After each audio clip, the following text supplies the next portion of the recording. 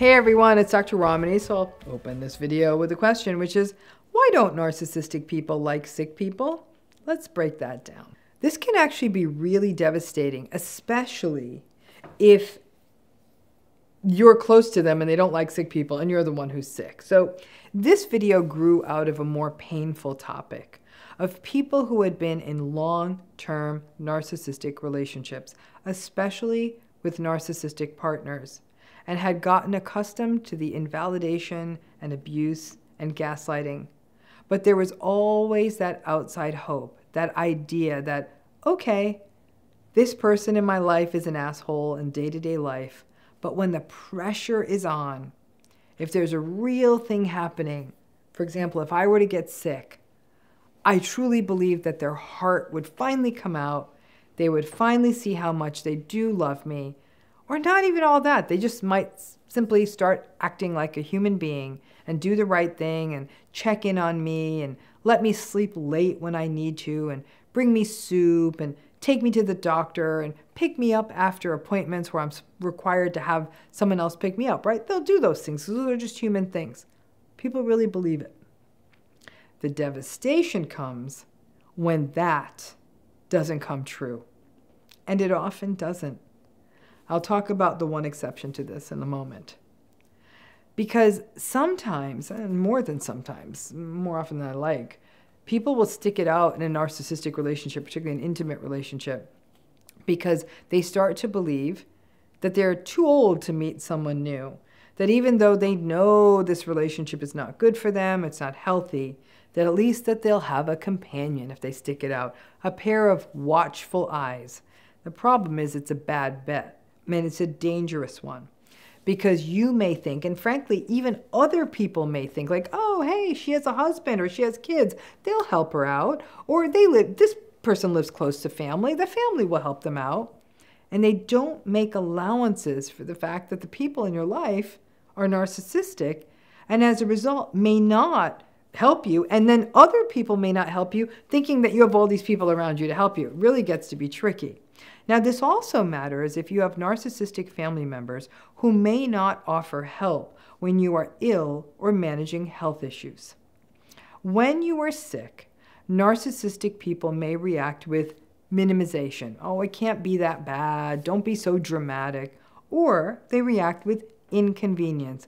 Ugh, what now? Do we have to cancel our vacation for this?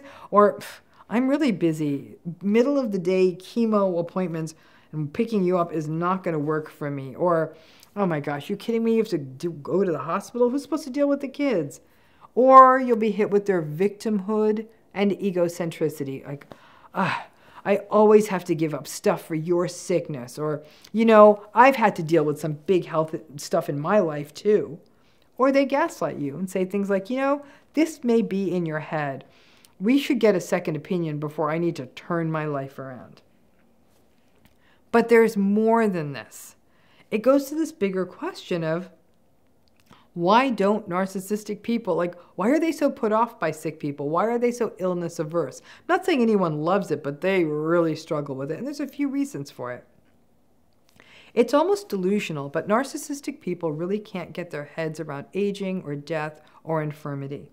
It flies in the face of the grandiosity that their bodies will never age, that they may be the exceptions to the rules of morbidity and mortality. And so your illness is, in a way, a reminder of that. I remember one particularly narcissistic person who was caught in a bind. He was trying to facilitate a business deal that he had. So he kept visiting. This is weird. He was trying to do this business deal, so he kept visiting these elderly people in their nursing home to build good faith because the deal kind of involved them. But he couldn't contain his contempt of being in the nursing home, of being that close to, as he put it, the smell of death and dying. Sadly, it ended up working out for him. The old people died.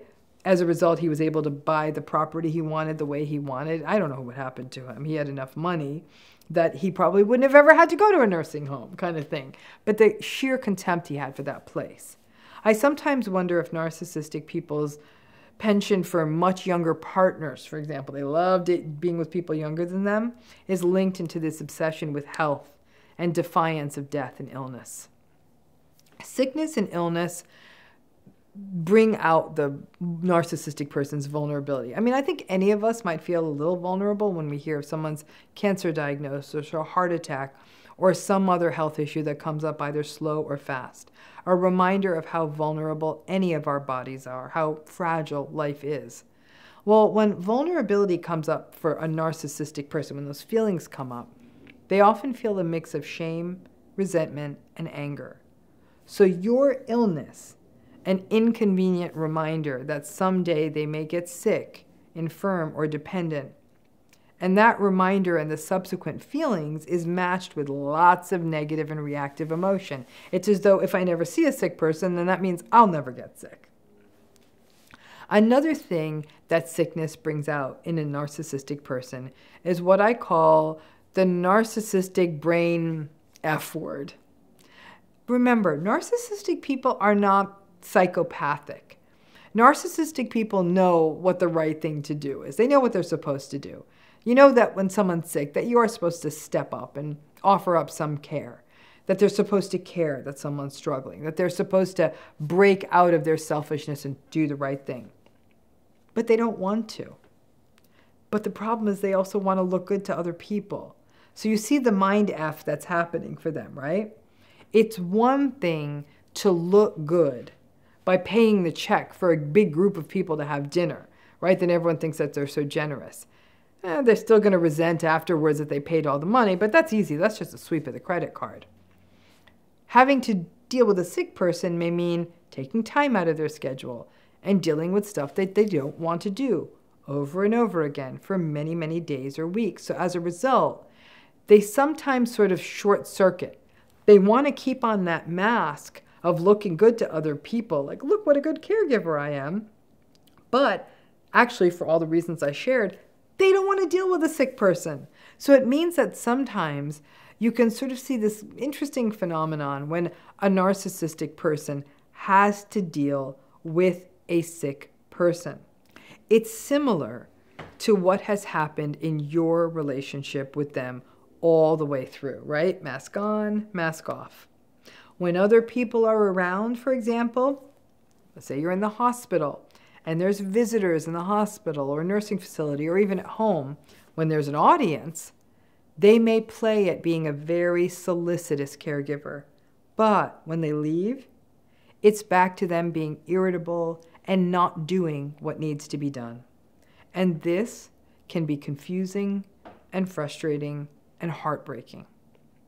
You know that they have the skill set in some ways to caregive. They even know what needs to be done. But when they do it, it's very performative.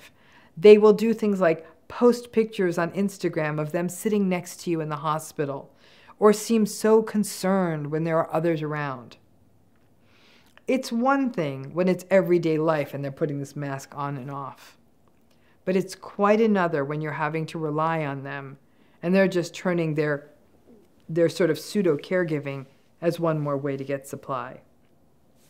Listen, there's no way that the egocentricity of narcissism, with its entitlement, grandiosity, impatience, manipulation, victimhood, there's no way that they can be caregivers, and they aren't. So counting on them when you are sick isn't going to work. And if they are the only game in town for your caregiving, you're kind of screwed because they can't do it. Maybe for a day, but they can't do it in the long term. And if you're in a relationship with a narcissistic person and can't or don't want to leave the relationship, or will still have contact with them, or you come from a narcissistic family system, let me give you a piece of advice. Start laying out your plan B for caregiving for someday down the road. You may be wondering, well, what about when the narcissistic person gets sick? Then what? Well, I mean, listen, there's a range of responses. Some narcissistic folks are in full denial. Them getting sick doesn't fit their grandiose self-conception of being unbreakable. Many narcissistic people become quite dramatic. Their victimhood and grandiosity combine and kick in fully, and basically it is as though they are the first people in history to ever get sick, and they are startled that the whole world hasn't stopped because of it. With the communal narcissistic folks, They will turn themselves into the singular greatest crusader for this illness, and we will get the hourly play-by-play via social media of their illness journey. Other people will milk it for all that it's worth and overreach in terms of how little they can do because they're sick, or how much they expect others to do for them. Somehow, once again, the hypocrisy, narcissistic folks expect others to be patient with when they're sick, even as they have no patience when others get sick. Listen, knowing the why of why narcissistic folks don't do well with sick people can give context, but ultimately, it's about the what. And the what here is that they simply cannot be day-to-day caregivers. They may be able to engage in some performative caregiving and take advantage of that. Consider it, I don't know, when they do performatively caregive, it's sort of like your respite care from time to time. But then they will remind you eternally, but they did help with this or that, so the long-term debt may not be worth it. But it is crucial to be aware of this. So many people experienced a whole new level of heartache in their narcissistic relationship when they thought that illness would perhaps draw them closer to the narcissistic person, or at least that that person would step in and help them out. And when that didn't happen, it started a new cascade of grief. Make sure you have some sort of reserve caregiving plan for yourself down the road if a lot of the primary folks around you are narcissistic. Unfortunately, there's no such thing as narcissism long-term care insurance. It's something you're going to need to figure out yourself. Because when you're sick, it's really hard to figure that stuff out on the fly. You need to think about this in advance. Because if you're counting on a narcissist to take care of you when you're sick, especially when you're older, you're likely to be very disappointed, and it could even be dangerous.